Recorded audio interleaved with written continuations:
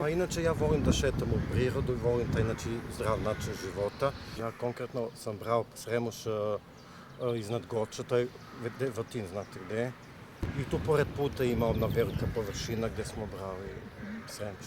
Ima izuzetno blagodárno dejstvo za zdravlje organizma, to je pravi dar od prirode i bukvalno je dobar za ceo organizam, za čišćenje organizma od toksina koji smo nakupili tokom zime, obilne ishrane, masne ishrane.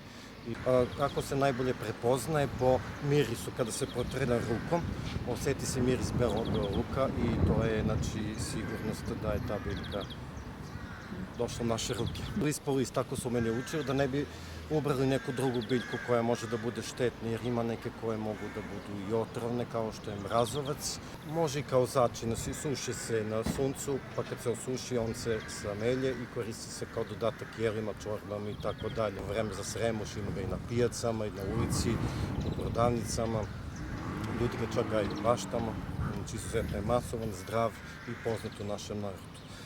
Pored, on je poznat i kao medveđi luk, zato što su ga koristili medvedi, odnosno koriste ga u svojoj ishrani da bi dobili snagu koju su izgubili tokom zime.